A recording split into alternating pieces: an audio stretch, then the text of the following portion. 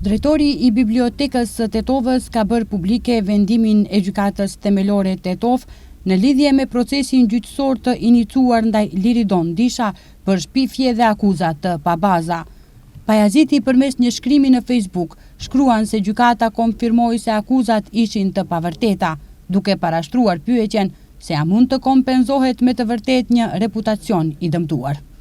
Gjykata themelore Tetov ka konstatuar se ndaj Binas Pajazitit janë bërë publikisht deklarata të pavërteta nga Liridon Disha në konferencën për shtyp të mbajtur më 10 tetor 2024, me çrast është akuzuar për keq përdorim të mjeteve financiare, malverzime dhe veprimtari të paligjshme gjatë ushtrimit të funksionit drejtori shkollës së mesme komunale medicinale Nikola Shtein Tetov. Gjatë procedurës gjyqësore është të vërtetuar se për këto akuza nuk ka ekzistuar asnjë provë dhe asnjë dokument relevant që do të mund të konfirmonte vërtetësinë e tyre.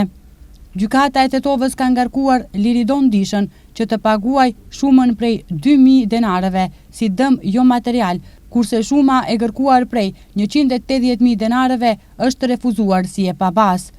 Gjithashtu Liridon Disha duhet t'i paguaj harxhimet e procedurës në vlerë prej 28.380 denar, kurse shuma e kërkuar prej 74.600 është refuzuar si e pabas. Për mua ky fakt është i rëndësishëm, në midhje se dëmshpërblimi është vlerë jo materiale, ashtu si e parashë ligjin, nuk ka qenë me rëndësi vlera apo shuma e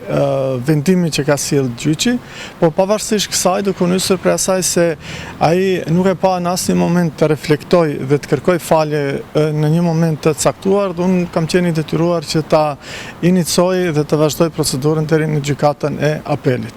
Uroj që shpifjet e këtilla të mos përsëriten te asnjë person. Aq më tepër unë në jetën dhe karrierën time kam lënë gjurmë si mësimdhënës në shkollën e mjekësisë më shumë se 23 vite, 3 vite edhe në cilësinë e drejtorit.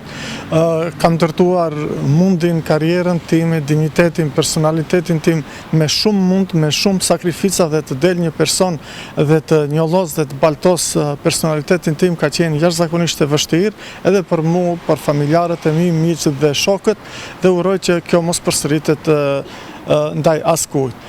Ndryshe më 10 tetor 2024, gjatë një pres konference në oborin e shkollës së mesme të mjekësisë në Tetov, Liridon Disha kishte kërkuar shkarkimin e drejtorit të atëhershëm Binas Pajaziti për shkak të, siç tha, parregullsive dhe malverzimeve të natyrave të ndryshme, sikurse rinovimi i objektit, furnizimin me materiale, furnizimin me uniforma, me çka shkolla e mesme e mjekësisë ka hyrë në borxhe prej 500.000 eurove, të cilat, siç tha atëherë Liridon Disha, drejtori aktual i ka keq përdorur.